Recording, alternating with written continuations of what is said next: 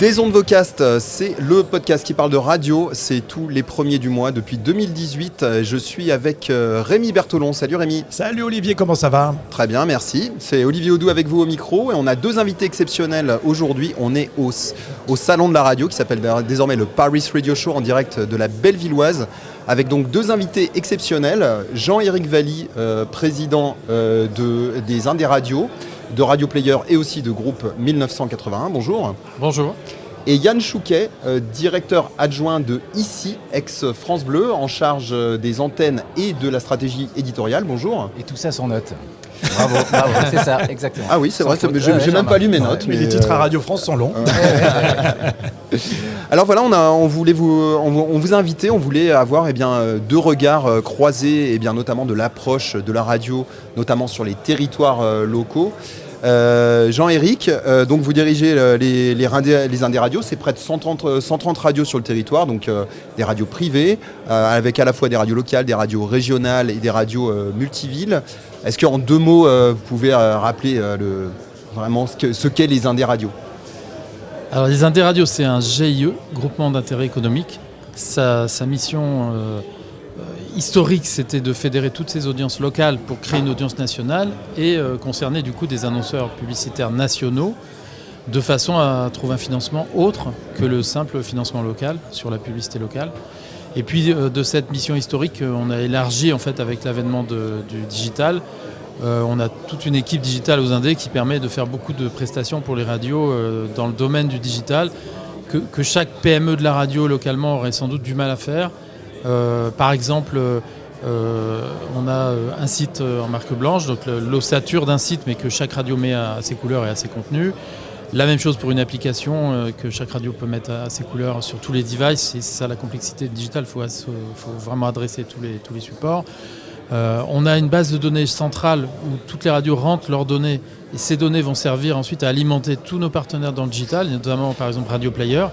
Là aussi, ça serait une tannée pour Radio Player d'aller ramasser toutes les infos de toutes les radios indées. On centralise tout ça et on les adresse automatiquement en fait à Radio Player. Et voilà, et ça sert de base. Alors on est en train de travailler sur les data radio parce que c'est quelque chose qui commence à préoccuper les annonceurs nationaux. Voilà, c'est un outil qui a à la fois apporté beaucoup d'argent aux radios. On a multiplié le chiffre d'affaires par deux finalement et en même temps qui amène aussi un état d'esprit. On a appris à travailler ensemble. C'est pas évident de faire travailler des concurrents ensemble. Je me rappelle les premières réunions que j'ai vécues, parce que j'ai toutes vécues. Et les récentes réunions, on peut parler aujourd'hui de sujets un peu stratégiques de nos radios.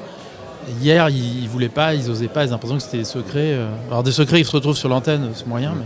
Et c'est d'ailleurs quelque chose qui s'est un peu imposé dans l'industrie. Alors déjà, il faut noter que la France a réussi à garder beaucoup de radios locales, notamment grâce à cet aspect sécurisation du financement.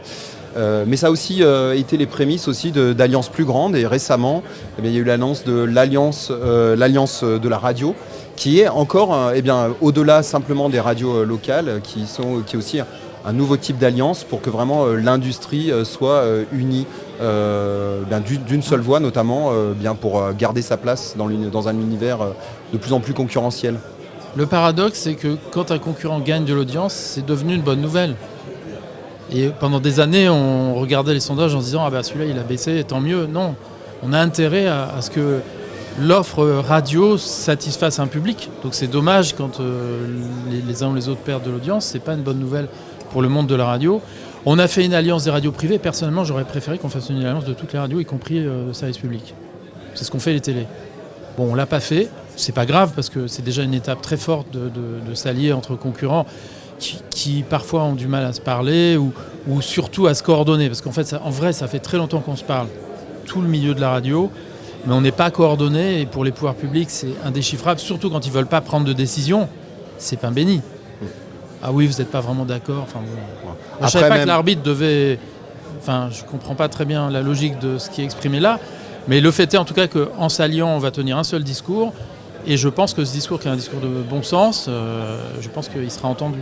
Et même les discussions avec Radio France, de toute façon, elles existent aussi à travers Radio Player, dont on parlera tout à l'heure, Ouais, et puis aussi ensemble pour le DAB+. Sûr. Donc, c'est une industrie quand même qui discute beaucoup plus que ce qu'elle discutait il y a, je dirais, il y a 10 ans.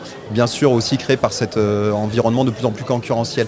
Revenons un petit peu, parce que les Indés Radio, c'est une régie publicitaire avant tout. Les Indés réussissent à préserver leur chiffre d'affaires de manière assez correcte, malgré quand même des audiences dans l'ensemble, et ça impacte les Indés Radio, mais aussi beaucoup de groupes qui sont plutôt déclinantes. RTL a annoncé récemment, par exemple, la réduction du nombre de spots sur les antennes. Est-ce qu'il y a le même genre d'initiative au sein des Indés Radio ? Je pense que sans même se parler typiquement de ces sujets-là, toutes les radios sont concernées par l'espace publicitaire sur les antennes. On a baissé les espaces nationaux de 7% entre 2023 et 2024. On a monté les prix. En fait, c'est un moment très intéressant parce que la pression sur l'audience, qui est en partie due au message publicitaire, mais pas seulement, c'est aussi dû à la compétition qui est complètement différente, qui s'est vraiment plus que renouvelée. Donc cette pression, en tout cas sur l'audience, a fait qu'on a travaillé différemment, réfléchi différemment, et on a instauré on a lancé un mouvement de baisse du temps d'antenne réservé à la publicité et de hausse de prix. C'est nécessaire. Il y a trop de messages sur les antennes à des prix trop bas.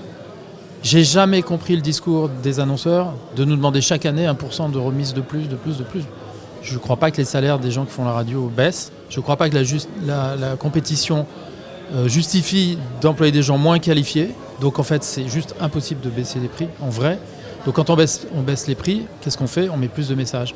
Et quand on met plus de messages, on déçoit un public qui peut absorber, parce que la radio est gratuite, une quantité de messages, mais au-delà, ça ne devient pas raisonnable. Et est-ce que c'est un message qui est facile à entendre pour des annonceurs et pour des acheteurs d'espace dans un contexte où ils ont plus de possibilités de faire la publicité, notamment en ligne ? Alors, il y a un peu le discours de façade, puis après la réalité. Je pense que intellectuellement, c'est-à-dire quand on discute à froid, qu'on n'est pas en train de négocier un contrat, ils entendent parfaitement, ils sont eux-mêmes auditeurs de radio, ils entendent parfaitement l'équation, maîtrisons la pub, ça sera plus valorisant pour les annonceurs, un peu moins de pub, et plus acceptable pour le public. Ce message, ils l'entendent. Après, dans le feu de l'action, ce qui va compter, c'est le business model. Je dépense le moins possible pour le meilleur retour sur investissement. Et là, on n'est plus dans la réflexion, on est dans quelque chose qui est juste un système de pression. Donc en fait, c'est ce moment-là où il faut exercer une résistance de la part des radios. Arrêter d'être le bon public qui croit « Ah oui, l'autre a fait moins cher, donc je vais faire moins cher ». Voilà. Nous, on accepte que certains annonceurs n'annoncent pas chez les Indés Radio parce qu'ils veulent des prix trop bas. Et ceux qui, chez les Indés Radio, achètent le prix le plus bas des Indés Radio n'ont pas la garantie de la diffusion de leur campagne avant 72 heures. Enfin, 72 heures avant. Voilà. Il faut que tout ça soit raisonnable parce qu'on doit un service aux auditeurs et on doit un service aux annonceurs qui financent nos radios. Mais tout ça, ça doit être équilibré. Ça ne doit pas être une course à l'infini. Voilà. Les gros annonceurs ont largement de quoi se payer de la radio et tout le gain de productivité qu'ils font sur la radio en négociant les tarifs, ils rajoutent des messages. Ils ne font pas d'économie, ils rajoutent des messages. Ça ne sert à rien. Si je résume, la radio doit défendre son côté premium pour vraiment garder... Je pense que nous-mêmes, professionnels de la radio, les pouvoirs publics, les annonceurs, on a du mal à prendre conscience que la radio, c'est un média privilégié, extraordinaire. C'est un lien avec les gens, c'est le premier média audiovisuel de confiance pour le public, c'est le deuxième média de confiance tout court, tout média confondu. Aujourd'hui, quand on voit ce qui se passe sur les réseaux sociaux, où on peut inventer tout et n'importe quoi, déclencher des violences incroyables avec les réseaux sociaux parce que c'est un poulet sans tête, les médias sont devenus extrêmement stratégiques pour un pays digne de ce nom. Donc on a besoin de réfléchir à notre modèle, d'être dans une cohésion entre les pouvoirs publics, les acteurs publics, privés, être en relation avec nos annonceurs, avec nos auditeurs. On a besoin de cet écosystème. On le faisait un peu spontanément dans les années 80 Et avant, parce qu'il y avait une compétition faible, même si on avait l'impression que c'était très, très difficile, c'est normal. Mais bon, chaque époque, je pense. C'était difficile dans un microcosme. On apprenait aussi, oui, voilà, c'était difficile dans un microcosme, puis je pense qu'on n'avait pas les bonnes formules de dialogue entre nous, en tout cas, donc c'était pas. Voilà. On grossissait, on dramatisait un peu, je pense, quelque chose, mais aujourd'hui, c'est vraiment, objectivement, il y a une compétition très grande. Il y a un vrai risque d'appauvrissement intellectuel d'un pays entier, enfin tous les pays en vérité, tous ceux qui consomment à tort et à travers les réseaux sociaux, notamment dans le public jeune. Donc on a un vrai enjeu, tant mieux, c'est bien, on a une utilité sociale je pense, mais il faut que nous on en prenne conscience pour protéger nos antennes, et il faut que les pouvoirs publics en prennent conscience, parce qu'il y a 2-3 leviers sur lesquels il faut qu'ils travaillent, et on ne peut pas laisser de dossiers en souffrance comme les quotas, les mentions légales, le plan DAB+, qui a été fait d'une façon trop empirique et qui ne correspond pas vraiment aux besoins que les radios construisent depuis 40 ans, sans parler des radios qui étaient là encore avant. Alors, parlons du DAB, vu qu'on on en parlait. Le DAB, la Suisse les radios publiques suisses viennent d'éteindre leurs émetteurs. Et les premiers résultats intermédiaires montrent des baisses importantes d'audience. Ouais, c'est logique. Quelle est votre réflexion ? Les radios des indé-radios et du circuit, les radios indépendantes de manière générale ont été les précurseuses et les premières vraiment DAB, à défendre le DAB. Quand vous voyez un exemple comme ça, est-ce que ça fait réfléchir sur la stratégie ? Est-ce qu'on a été trop en retard ? Est-ce que c'est encore un... Quelle est la réflexion ? Est-ce qu'on va faire de la double diffusion pendant 40 ans, comme avec les grandes ondes ? Où est-ce qu'on en est sur cette réflexion ? Ouais. C'est un sujet avec plein d'entrées différentes. D'abord, on a démarré le DAB peut-être 10 ans trop tard, je n'ai pas compté les années. À un moment donné, 4 groupes nationaux ont voulu bloquer le DAB, le CSA a obéi, les pouvoirs publics ont obéi. Ce n'est pas le rôle du CSA et des pouvoirs publics d'obéir. Il fallait dire... C'est une norme européenne, c'est la radio du futur. La souveraineté par la diffusion en broadcast, elle est nécessaire face à Internet. Donc on a des vrais intérêts généraux à défendre. La radio, c'est un média solide quand il y a des tempêtes aussi, parce que vous écoutez la radio avec un petit poste de radio à pile. Faut arrêter de rêver à ce que l'informatique nous serve le jour où tout va mal. Là, on est vraiment infantile quand on pense ça. Exemple de Mayotte, par exemple. Oui, totalement. C'est flagrant à Mayotte. C'était flagrant dans le sud-ouest de la France il y a quelques années, je ne sais plus quelle année. Donc... moi, je suis un peu effaré par l'infantilisation du début à la fin des pays européens, c'est-à-dire du premier Pékin moyen jusque tout en haut. Il faut arrêter de croire qu'on est insubmersible, qu'il ne peut rien arriver. Donc, il y a un minimum de précautions à prendre. La radio, c'est un super média pour faire ça. Donc, on a démarré en retard le DAB. Donc, qu'est-ce qu'on a fait en faisant ça ? On a privilégié Internet. Mais je ne suis pas sûr qu'Internet, ce soit français. C'est même pas européen.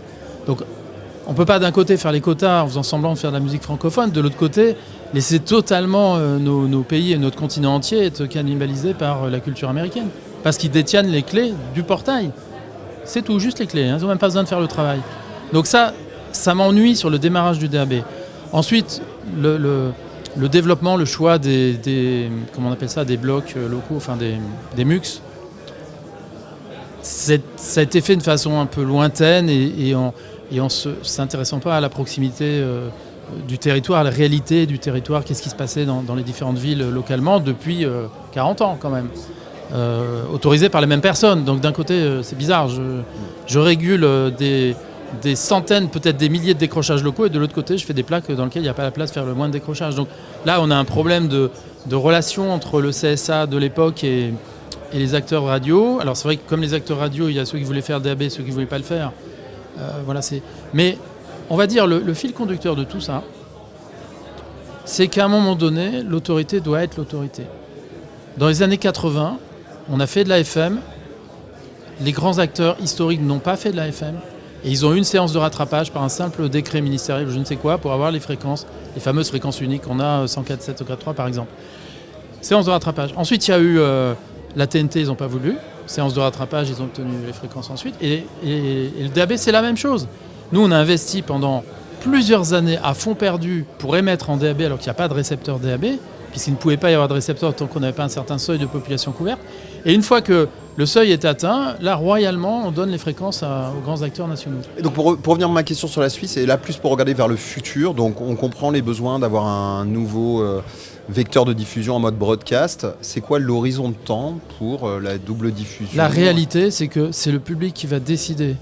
Le contexte que j'ai rappelé, ça montre que le public s'est habitué à autre chose en vérité. Pendant tout ce temps de stratégie inintéressante et en dehors de tout intérêt général, à laquelle Radio France ne participait pas d'ailleurs, je vous le dis parce que tu es assis juste à côté de moi. Mais c'est vrai, il faut garder un peu de distance et donc l'auditeur va décider. Donc, est-ce qu'il peut décider que ce n'est pas le DAB quand on voit par exemple Canal+ qui se retire de la TNT, est-ce que c'est pas un message aussi ? Je ne ferai pas du tout la comparaison, vraiment pas du tout. C'est deux choses complètement différentes. La radio, c'est un média c'est pas comme la télé, on s'assoit, on regarde un écran. C'est un média extrêmement simple. Avoir un récepteur de radio correspond bien à ce média. C'est-à-dire, j'ai un petit appareil, j'appuie sur un bouton, j'ai du son. Tout de suite, ça marche. 10 appareils chez moi d'ailleurs. Ouais. C'est en ça plus, le problème c'est du DAB, tout à c'est fait. la Il y en a multiplicité beaucoup, des récepteurs. Ouais. Et il y a juste quelque chose qu'il faut rappeler aussi à propos de la Suisse, c'est que c'est le pouvoir politique qui a fait que la Suisse a basculé très vite vers le DAB, parce que vous connaissez l'histoire, c'est le no-bilag. Oui, à cause de la redevance. Exactement, un référendum qui a été porté par l'extrême droite, qui a fait en sorte de baisser la redevance. Et ce sont ces mêmes personnes qui disent maintenant nous ne pouvons plus accéder à nos radios alors que nous payons la redevance. Exactement. Et donc, on connaît le coût de l'émission hertzienne. Voilà, les émetteurs, ça coûte très très cher. Enfin, ça coûte de l'énergie. C'est moins cher en DAB et ça a été une réponse immédiate à la nécessité de faire des économies. Voilà, parce qu'ils sont passés, je crois, de 350 francs suisses, ce qui est beaucoup pour un citoyen suisse, à 200. Ça a nécessité de se restructurer de façon drastique. Et la couverture, l'émission, de la nécessité de passer au DAB s'est fait en partie à cause de ça, et de façon un peu précipitée. Et aujourd'hui, évidemment, ils ont l'air de perdre beaucoup d'audience. Et côté diffuseur, en Suisse, si je ne me trompe pas, l'État a payé aussi la diffusion. Oui. Il y avait une subvention, ce qui n'est pas le cas en France. Y compris pour les radios privées. Oui, y compris les radios privées. Donc ce qu'on réclame en France, parce que c'est un changement de techno. Les cinémas, quand ils sont digitalisés, l'État a payé en fait. Donc à un moment donné, encore une fois, ce média qui est précieux, je pense qu'il faut s'en occuper sérieusement. On ne leur demande pas de l'assistanat, on demande des choses concrètes sur des sujets concrets. Le reste du job, c'est à nous de le faire. Donc moi, je suis très réticent à poser des dates parce que il n'y a pas que nous qui devons travailler, il n'y a pas que les radios. Il y a les pouvoirs publics. Donc, je me méfie beaucoup d'une date qui serait posée et on attendrait gentiment que la date approche petit à petit et en disant, finalement, si ça ne marche pas, c'est vous les radios, alors que c'est un travail d'équipe. Après Philippe Zano, et je crois que c'était aussi le feedback notamment des retours des Norvégiens qui ont eu, eux, pour le coup, arrêté la FM, de l'importance de poser une date, même si cette date doit être révisée. Je crois que Philippe Zano, ce matin, des radios régionales romandes a souligné que c'était important de poser une date, mais qu'il l'avait déplacée 2 ou 3 fois, je crois. Peut-être. Ce que je pense, c'est que c'est un truc... Pour créer le mouvement. Oui, mais en fait, c'est amusant parce que le mouvement, on le crée. En ce moment, on a fait un peu les comptes. On paye entre 15 et 20 millions d'euros de diffusion là, en 2024. Et on va payer autour de 25 et plus millions de diffusions, toutes radios confondues, en DAB, alors qu'il y a très peu de récepteurs dans le commerce, à part dans les voitures. Donc c'est de la mécanique, c'est-à-dire qu'en attendant trop longtemps, on a laissé les gens s'habituer à écouter des sons sur Internet via des supports correspondant à Internet. Si on coupe des émetteurs FM, ils ne vont pas courir acheter un poste de radio. Et d'ailleurs, dans les magasins, il y en a très peu. Donc soyons dans la réalité plutôt que dans les effets d'annonce. Et je n'aime pas les effets d'annonce et même poser une date. C'est mon point de vue personnel, ce n'est pas le point de vue général. C'est prématuré. Que chacun fasse son boulot. Est-ce que les radios sont prêtes à payer la double diffusion pendant 40 ans ? On voit que même RTL, qui a été les derniers à arrêter les grandes ondes, a justifié une partie de leur baisse d'audience. Oui, d'accord, mais si on ne veut pas payer la double diffusion, qu'on arrête de diffuser, c'est facile, il suffit d'éteindre les émetteurs, on rend les fréquences à l'Arcom. Le CSA nous a attribué, on les rend à l'Arcom. Mais c'est OK, on va juste perdre des auditeurs. Donc c'est un calcul, en vérité, voilà. J'ai pas les- contre bénéfice. Ok. Oui, c'est pas évident en fait. Et le renouvellement du parc automobile aussi. Moi, je me souviens quand on parlait Ouais. du DAB, on disait que c'était 2025 parce qu'on avait misé sur un renouvellement du parc automobile beaucoup plus optimiste qu'il l'est en réalité. Parce qu'on Avec avait- le Covid, on a fait des voitures d'occasion. Exactement, ouais. Le Covid, les récessions économiques. Voilà, donc tout le monde a gardé sa vieille bagnole. Dans sa vieille bagnole, c'est de la FM et ça ne s'est pas renouvelé si vite d'ailleurs qu'en Belgique ou en Suisse. Et le fait que le parc automobile ne se soit pas renouvelé, c'est un véritable frein. Ce sont des plus petits pays avec, je pense, un pouvoir d'achat un peu plus grand que la France. Et on ne peut pas comparer totalement, quoi. Ouais. Il faut du temps. C'est vraiment... c'est deux paramètres. On s'adresse au grand public. Premier paramètre, grand public, ça doit être simple. Un appareil simple. Deuxième paramètre, il y a un temps, une inertie. Quand on regarde l'Angleterre, ils ont démarré sérieusement le DAB en 2010. Ils avaient déjà commencé avant, mais ce n'était pas très bien organisé. Ils ont reposé des règles en 2010. Ils sont partis dans cette conquête. Et aujourd'hui, la FM doit être à 40% d'écoute. Le digital, 60%. Et dans les 60%, c'est le DAB qui est majoritaire face à Internet. Donc c'est intéressant. Pourquoi ? Parce que Internet, c'est compliqué. Voilà, je vais sur mon téléphone écouter, je me branche, machin. C'est pas la même chose qu'un bouton. Donc c'est pas un univers exclusif. C'est pas prétentieux, hein, c'est un discours qui est pas très flambe, mais c'est la pure réalité. Alors on va peut-être parler aussi d'ici, et puis peut-être qu'on reparlera tout à l'heure aussi de Radio Player, Jean-Éric. Rémi, Oui, avec Yann Choquet. Alors, ça serait intéressant de dire que ça fait à peu près un an que vous êtes arrivé dans les locales de Feu France Bleu. Vous étiez à France Inter avant, sur le même poste, en fait, le même intitulé de poste. Hein. Vous étiez au programme et à la stratégie des contenus. Le marqueur de l'humour France Inter, c'est vous qui l'avez travaillé. Alors qu'avant, c'était pas forcément acquis que France Inter, on allait se marrer à part sur les quelques stars du matin. Vous avez travaillé donc beaucoup là-dessus et également sur le digital et les podcasts. Donc vous avez laissé une radio ultra leader, très confortable en termes d'audience, pour un autre projet. Qu'est-ce qui vous a motivé pour rejoindre les locales de Radio France ?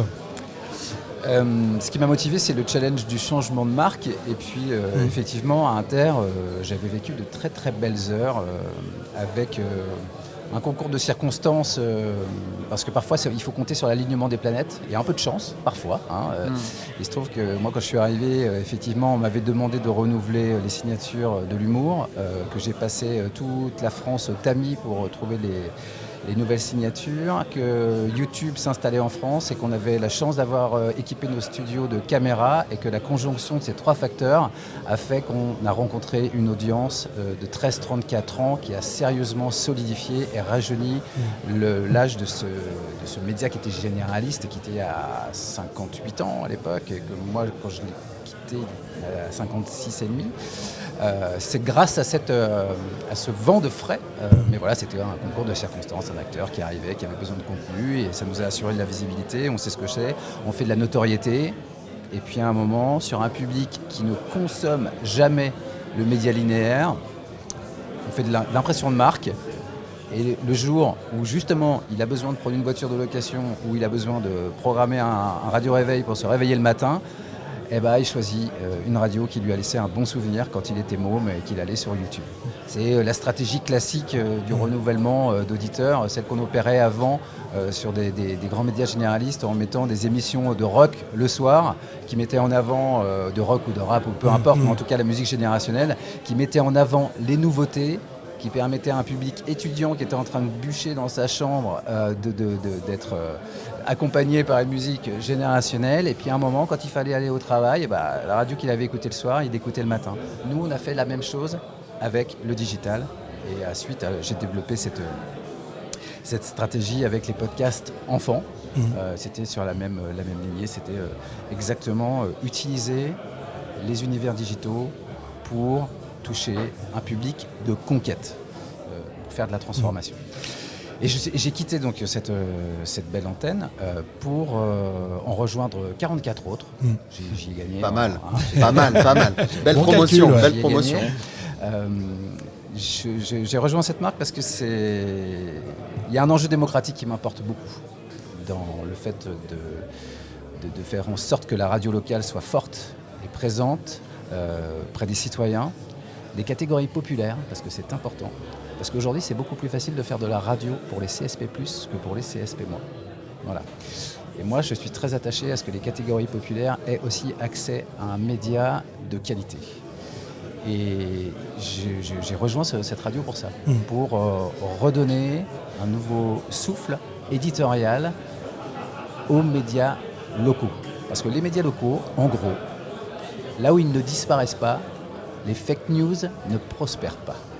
Parce que là où il n'y a pas de médias locaux, et ça je ne l'invente pas parce que c'est typiquement ce qui arrive aux États-Unis, quand vous avez la disparition des radios locales, la disparition de la presse locale, et qu'il y a un incendie d'une grange ou d'un supermarché, c'est très facile, avec un post sur Facebook ou sur n'importe quel réseau social, d'accuser quelqu'un d'être le coupable de cet incendie et de jeter l'opprobre sur une telle ou telle catégorie de population. Là où il y a de l'information locale, il y a des journalistes, ces journalistes vérifient l'information et évitent que tout et n'importe quoi soit dit. Mais les risques, c'est sain. Les risques de fake news sont aussi importants sur des enjeux d'information locale que d'information nationale, parce qu'on a l'impression que les fake news, c'est quand même plus des phénomènes qui touchent notamment la politique nationale, etc. Alors, pas du tout. Les fake news, moi je pense que les fake news aujourd'hui, elles s'attaquent aux petits faits divers. Vous voyez ? Je ne sais pas si vous vous souvenez, mais il y a quelques mois, et je ne sais plus dans quelle ville c'était, mais il y a eu un jeune lycéen qui a été tué par un autre d'un coup de couteau. Il se trouve que cet autre lycéen qui l'a tué était d'origine tchétchène. Et d'un coup, vous avez vu dans toute la France entière des affiches avec marqué, je ne sais plus quel était le nom du gamin, mais Jonathan tué par un tchétchène. Sans rien d'autre sur ces affiches. Il y a un raccourci, quoi. Mais par qui elles étaient financées, ces affiches ? Par qui elles étaient financées ? On ne le sait pas, mais en tout cas, par des pays qui ont sans doute pour intention de déstabiliser des pays démocratiques comme la France, qui financent des campagnes de désinformation. Et ça, il y en avait partout. Ça veut dire que ça coûte beaucoup d'argent. Et à partir du moment où il y a un média local qui peut éclairer la raison de ce fait, eh ben, ça coupe court à toute diffusion des fake news. Et ça, c'est hyper important pour la démocratie. Et puis après, j'ai rejoint ce média, pas seulement pour ça, pour le challenge personnel aussi de redonner du souffle à 44 radios locales, et tout simplement parce que j'adore la radio et que la radio locale, c'est un média de proximité. Les gens y croient parce qu'ils adorent, ils savent où sont les locaux de la radio. Donc ils ont confiance dans cette radio parce qu'ils identifient l'endroit où les gens parlent dans le micro. Et ça, il n'y a rien de plus crédible. Et je crois qu'aujourd'hui, dans une société où la désinformation est partout, où on voit qu'il y a de la fatigue informationnelle, où les catégories populaires n'ont plus envie de s'informer parce que, d'une, c'est lourd, et ça casse le moral. De deux, c'est compliqué. C'est hyper compliqué de comprendre le monde aujourd'hui. Vous voyez Musk qui arrive juste à côté de Trump, mais qu'est-ce qui se passe ? Enfin, la société s'accélère hyper vite pour des catégories qui ne sont pas vraiment... qui ne sont pas au fait de l'information quotidienne, elles tournent le dos à cette information. Elle est trop compliquée. Et les radios locales, on doit être là pour continuer à les informer sur ce qui se passe. Mais du coup, les collaborateurs des locales de Radio France boivent vos paroles, à mon avis. Je pense qu'ils adhèrent à ce discours. Le challenge, certains, je pense, y adhèrent aussi. Pourtant, ça a été un petit peu compliqué jusqu'à la fin décembre. On ne savait pas si France Bleu allait basculer en cette nouvelle marque ici. Vous-même, vous y avez cru mi-décembre, si je vous avais passé un petit coup de fil, vous m'auriez dit c'est bon, ça passe. Le 6 janvier, c'est ici. Jusqu'au 23 décembre, ça a été compliqué, pour vous dire, la veille de Noël. Non, c'était compliqué, mais vous savez, la particularité de Radio France et ce qui nous distingue de nos amis des Indés, c'est que nous, on a une puissance syndicale et des organisations du personnel avec qui il faut discuter. Et puis il y a eu certaines mésententes qui fait que ça nous a amené jusqu'au terme à un oui, non, on y va pas. Et puis, de toute façon, je pense qu'eux-mêmes savaient qu'il fallait qu'on transforme ce nom. Alors, je ne veux pas vous brouiller avec vos amis de France 3, mais c'est vrai qu'on en discutait, on a l'impression que c'est un peu déséquilibré dans le deal, avec France 3 qui a ouvert sa matinale le matin, mais sur une tranche qui n'était pas très regardée, qui enlève son logo France 3 juste pour les tranches de midi et du soir, de 19h, alors que de l'autre côté, France Bleu change de nom, avec le déclaratif des sondages médiamétriques qui est assez complexe pour une radio. Est-ce que dans ce deal, on a l'impression que la radio elle est mise de côté par rapport à la télévision? Est-ce que c'est une mauvaise interprétation? Oh oui, c'est une mauvaise interprétation parce que moi je suis favorable au changement de nom parce que nous, les antennes, elles sont locales quasiment toute la journée. Quasiment toute la journée. Il y a des moments de décrochage nationaux, le soir à partir de 19h et puis entre midi et 13h30, mais pour le reste, c'est du local. Donc en fait, que ça s'appelle ici dans son intégralité, c'est logique. Que France Télévisions ait décidé de conserver la marque France 3 sur les antennes à partir du moment où c'est du programme national, et il est majoritaire, largement majoritaire chez eux. Les jeux, les téléfilms, etc. Le prime time, c'est le soir sur France 3, voilà. Nous, le prime time, c'est le matin. C'est normal qu'on s'appelle ici. Si France 3 s'appelait ici, ça vous aiderait pour la radio, pour la notoriété? Ce serait plus cohérent, mais à la rigueur, vous voyez, on n'est pas... C'est une antenne sur laquelle déjà cohabite une autre marque. Le matin, quand il n'y a pas les matinales filmées et avant les matinales filmées de ici, il y a déjà Oku qui cohabite sur le canal 3. Donc il y a Oku, il y a ici et après il y a France 3. Et donc c'est un canal numéro 3 qui déjà supporte 3 entités. C'est le fonctionnement de France Télévisions qui a une autre logique que nous. France Télévisions, vous le savez si vous observez leur manière de faire, c'était tout de même une entreprise qui se rassemble sous la bannière France Télévisions. À Radio France, non. On garde l'identité des chaînes. L'identité des chaînes, elle est hyper importante. Ça, c'est, voilà, on revient à ce qu'est la radio pour les gens. La radio, c'est j'écoute ma radio. Et après, j'ai une radio de complément. Généralement, c'est ça, hein, ou 2 radios de complément. Mais c'est l'auditeur... Il a choisi une radio comme il choisit un membre de sa famille, parce que c'est pas rien d'être une radio quand même. On rentre dans la cuisine et dans la salle de bain, et même parfois dans les toilettes. Vous voyez, c'est le média qui a le rapport le plus intime à l'auditeur. Alors les grands piliers de cette stratégie, donc vous avez mentionné tout ce qui est parti, la véracité de l'information en local. Comment ça se traduit, par exemple, cet aspect dans les rédactions? Vous avez renforcé la façon de faire de l'actualité en local sur les antennes d'ici?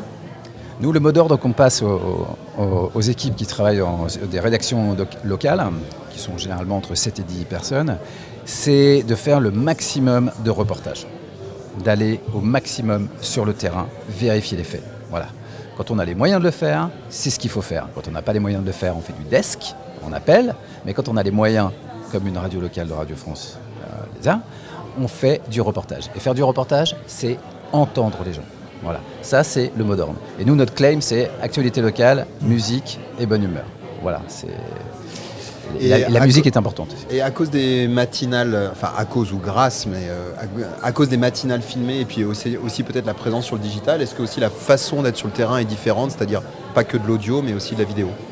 Bien sûr, pas que de l'audio, mais aussi de la vidéo, et puis aussi du texte, parce que l'application, la plateforme ici, elle est très performante, et aujourd'hui, faire un push, publier un article à 18h, c'est toucher une communauté d'auditeurs, parce que tout à l'heure, on parlait de la concurrence des radios avec vous. Aujourd'hui, la concurrence, elle s'est déportée, c'est la concurrence de l'attention, hein. Notre vrai concurrent, est-ce que c'est vraiment les radios de catégorie B mes vrais concurrents? Moi, j'ai plutôt envie que les radios de catégorie B, que le groupe des indés, se porte bien pour qu'en fait l'écosystème il soit intéressant et que les gens aient envie d'écouter de la radio. S'il y a qu'un acteur qui fait de la bonne radio, ça profitera à personne. Et notre concurrence, aujourd'hui, elle est dans notre poche. C'est une concurrence de l'attention. C'est une concurrence de l'attention. Donc il faut aussi qu'on soit présent sur la publication d'articles, de push, de vidéos. En fait, on a une entreprise, une marque, et on a plusieurs antennes aujourd'hui. Voilà, c'est essentiel. Dans le travail qui se met en place aussi sur ici, c'est la programmation musicale qui a quand même pas mal évolué. On repart sur les années 80. Un temps, c'était la nouvelle scène. Maintenant, on se recentre sur les années 80. On est plus en concurrence maintenant avec la programmation de nostalgie ou même de mélodie, puisqu'on est sur une programmation francophone populaire. C'est une bonne interprétation, ça? Ouais, c'est pas mal. Ouais. Ah ouais, c'est pas mal. C'est ce que vous voulez faire, donc on vieillit finalement l'antenne? Tout à fait, on est cousins de Nostalgie, un petit peu plus vieux dans la programmation, parce que nos auditeurs sont plus vieux. Voilà, on a des auditeurs qui sont seniors, mais j'ai pour ambition qu'il y ait de plus en plus de quinquas. Donc oui, on vit ces auditeurs-là avec de fortes contraintes que sont les quotas francophones, parce que figurez-vous que moi j'ai le luxe d'avoir 60% de quotas de chansons francophones à l'antenne. Ce qui est une chance. C'est sur 24 heures, je crois. Puis Non, c'est de 6h30 à 22h30. C'est réglable sur tout le service public. Oui, on en assure tellement une bonne partie qu'en ce moment j'en ai même 67% à C'est l'antenne. qu'ils sont pas sympas C'est avec en vous, les direct, autres. l'information en direct. Parce que sur ça va FIP, il y changer. a 12%, je crois, sur FIP. Oui, c'est une logique de groupe, vous avez raison. Ouais. Mais on parle programmation musicale, mais il me semble que le message de Céline Pigat, c'était plutôt de rajeunir. Alors c'était peut-être le côté image de France Bleu avec le côté rebranding, peut-être qu'à cause de l'histoire avec Radio Bleu.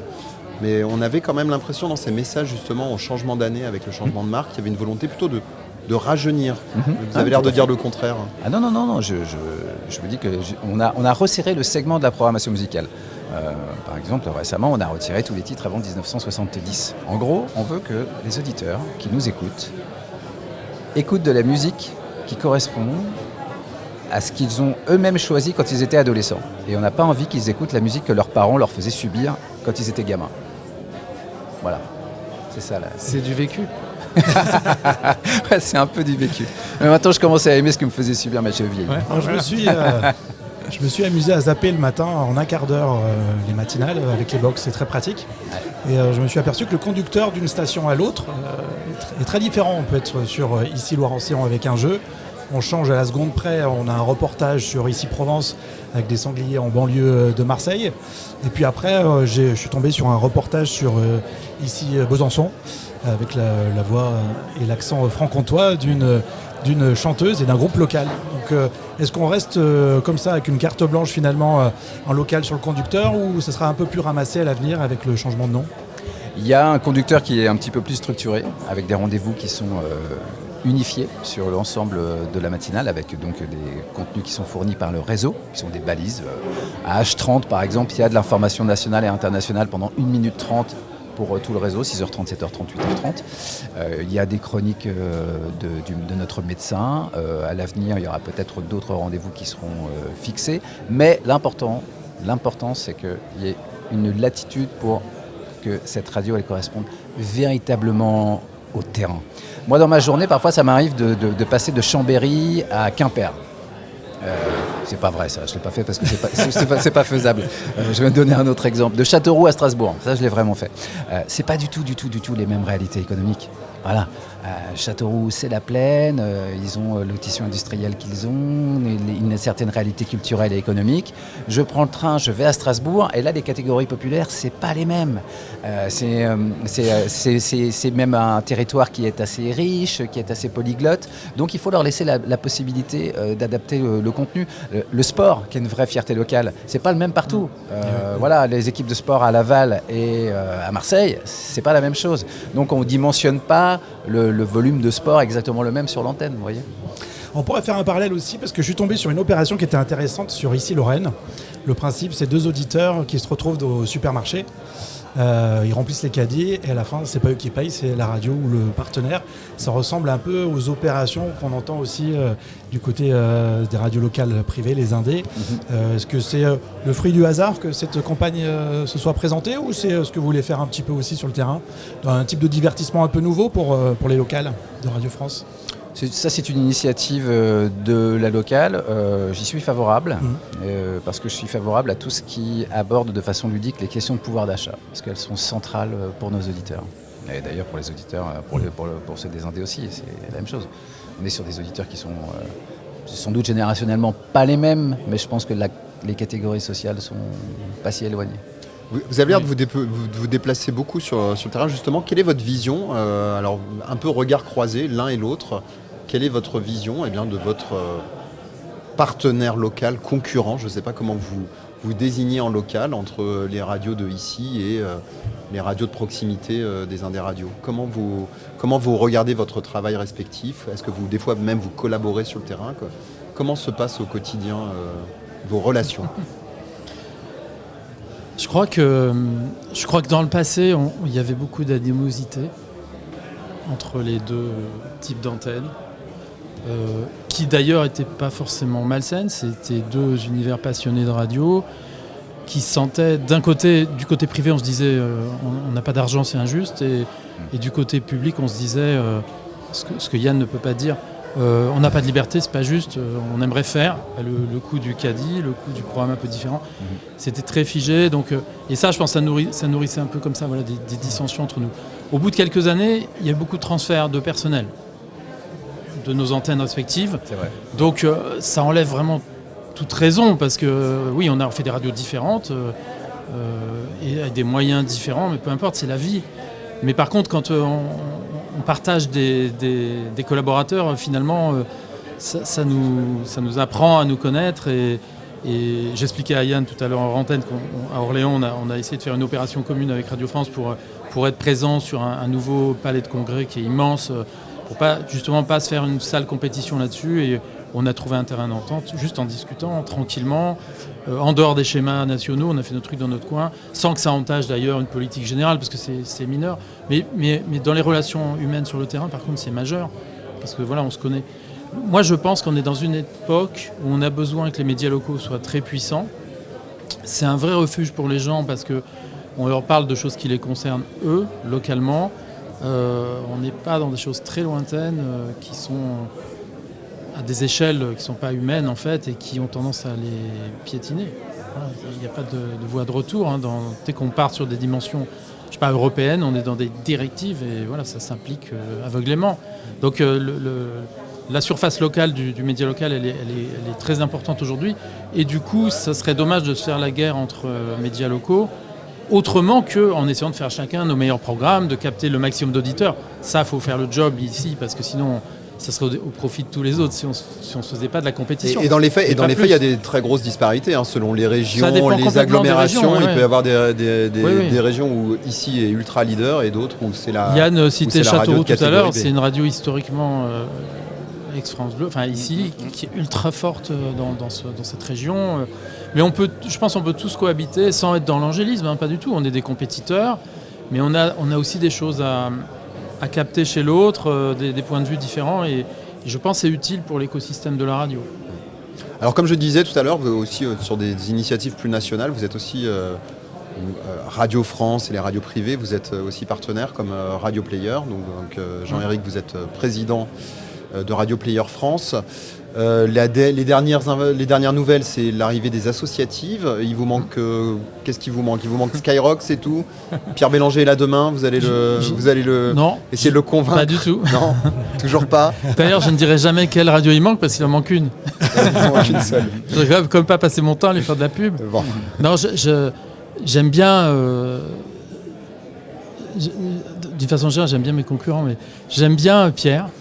J'ai discuté avec lui au lancement de Radio Player. Il m'a développé tous ses arguments pour justifier de ne pas être dans Radio Player. Je l'ai écouté et je me suis dit, c'est ses arguments. J'ai pas besoin de faire l'effort de le convaincre du contraire. Pourquoi faire? C'est ce à quoi il croit. Et je pense que ce qui est riche dans la radio, c'est qu'on croit tous à des choses légèrement différentes les uns des autres.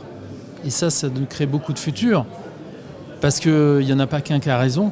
Et le jour où on est face à certaines problématiques, peut-être les solutions seront dans celui qui était marginal à une époque, etc. Donc voilà, moi j'aime bien en fait l'idée, j'aimerais bien qu'il soit dans Radio Player, mais sinon les associés, s'ils m'entendent dire ça, ils vont dire qu'est-ce qu'ils racontent. Mais moi j'aime bien l'idée qu'il y en ait un qui soit dehors.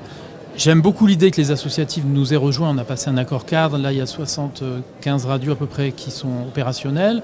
Il y a beaucoup de radios associatives, donc il y en a encore une majorité qui peut venir si elle le souhaite. Et dans le cadre de cet accord, les stations payent. Et pour moi, c'était important parce que on sait, comme on dit, quand c'est gratuit, c'est qu'on est le produit. Sur Internet, il y a plein d'offres gratuites pour diffuser de la radio. Quelque part, leur volet, leur programme, leur marque, leurs auditeurs, fabriquer un portail payant qui sera très, très payant plus tard. Donc, on a besoin d'être mature dans le monde de la radio, de prendre nos responsabilités. Nos responsabilités, c'est de faire un chèque, souvent, d'organiser les choses correctement. C'est ce qu'on a fait à Radio Player avec les 6 groupes principaux qui se sont associés. on est tous à part égale, on paye tous la même somme, qui est une somme substantielle. Ça permet de faire fonctionner la société en toute autonomie.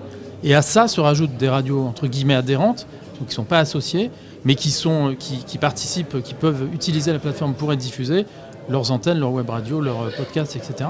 Et les radios associatives se sont inscrites dans cette démarche en contribuant financièrement à la hauteur de leurs moyens, mais quand même en contribuant. Donc pour moi, c'est un signe de maturité du paysage, c'est excellent et on a des super relations.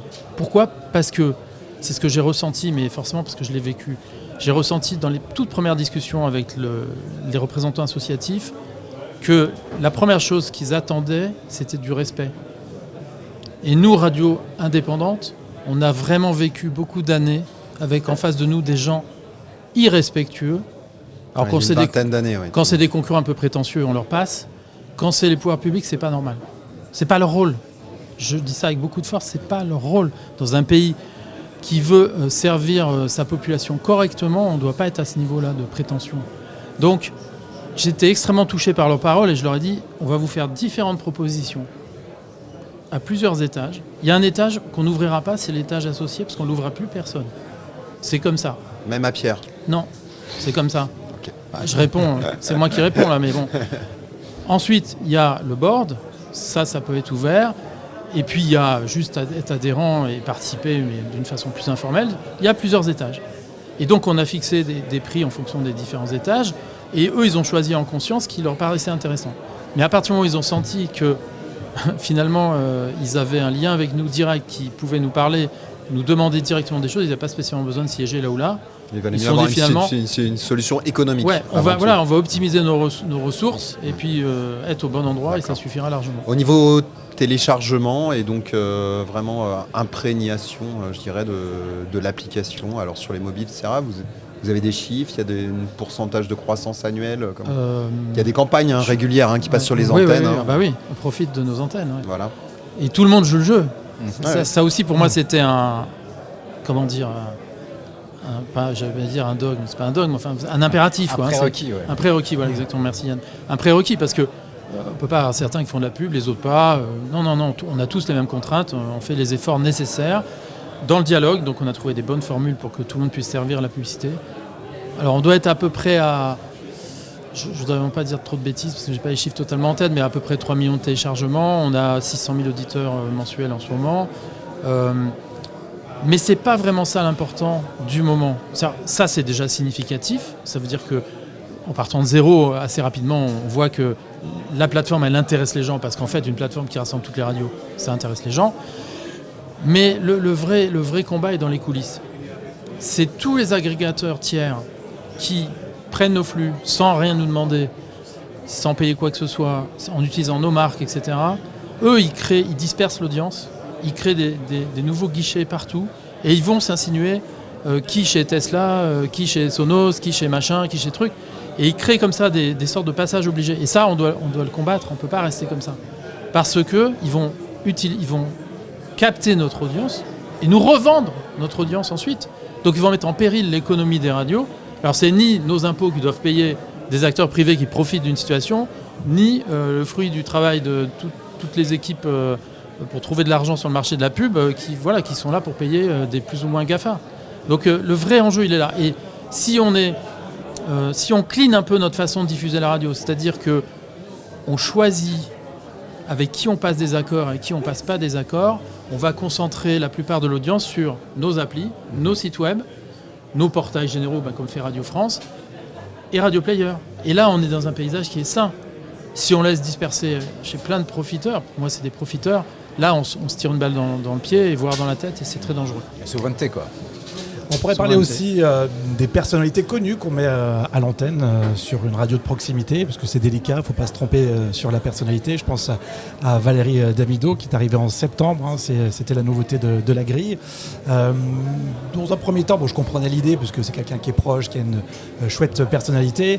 Maintenant, elle n'était pas connue forcément pour être derrière le micro et faire de l'antenne en direct.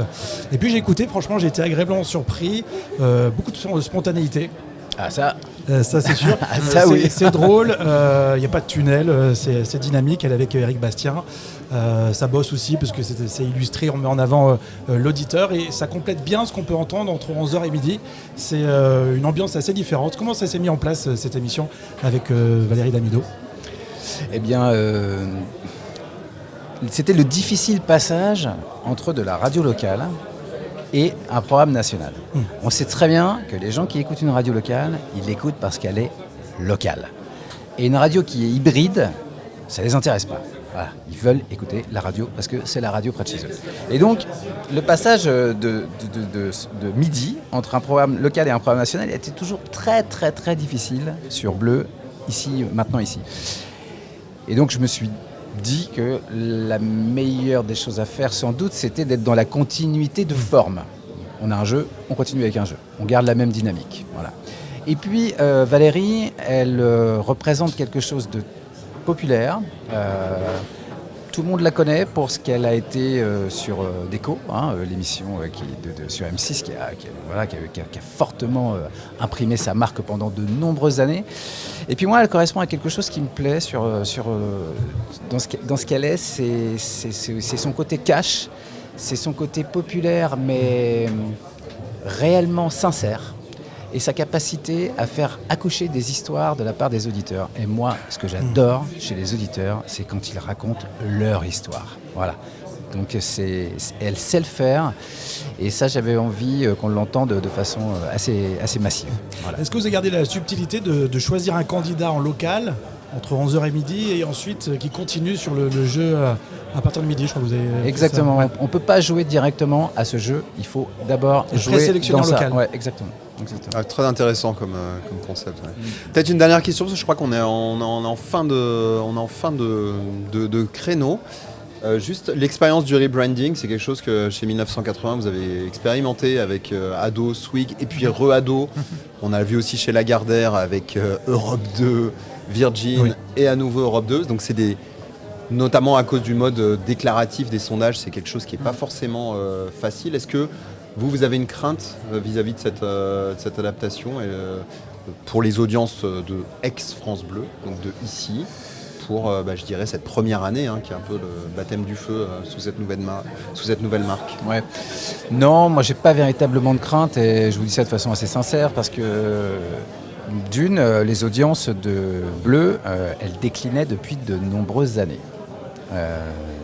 Mais le public qui continuait à l'écouter, il l'écoutait parce que c'est le service qu'il venait chercher. Voilà. Et que ça s'appelle Bleu, ici, tarte en pion ou tarte au coetch, à mon avis, il serait resté à l'écoute de ce média parce que c'est l'offre singulière. Il n'y a pas beaucoup de concurrence. Il y a une offre qui est parallèle de la part justement des indés, mais qui fournit un autre service qui est local, mais qui fournit un autre service qui n'est pas exactement le même. Je pense que ces auditeurs-là, de toute façon, vont rester fidèles au service, mais qu'il ne faut pas se le cacher. Cette radio qui s'appelait France Bleu, c'était d'abord appelé Radio Bleu. Radio Bleu, c'était clairement une radio pour les vieux, et qu'elle n'avait pas réussi, en s'appelant France Bleu, à se décoller de cette identité de radio senior. Et qu'aujourd'hui, les seniors, ils ont changé. Les seniors, ils sont un petit peu plus dynamiques qu'avant. Clairement, l'image de quelqu'un de 70 ans, aujourd'hui, il fait encore du footing, il est encore dans le coup, il n'a pas envie qu'on lui dise que c'est un vieux. Et donc, moi, de m'appeler ici et de repartir sur un nouveau souffle, avec une nouvelle marque, qui a un nom où la promesse est dans le titre, ça me va. Et puis après, vous devez aussi connaître ça, c'est que quand on fait un rebranding avec Médiamétrie, on a un deal. Pendant un certain temps, les deux marques continuent à cohabiter. Donc, pas plus inquiet que ça. D'accord. Très bien. Mais merci beaucoup. Yann Chouquet, directeur adjoint de ICI, en charge des antennes et de la stratégie éditoriale. Et Jean-Éric Valli, président des Indés Radio, de Radio Player et de groupe 1981. Merci beaucoup. Merci. Merci à vous. Merci Rémi. À bientôt. Merci.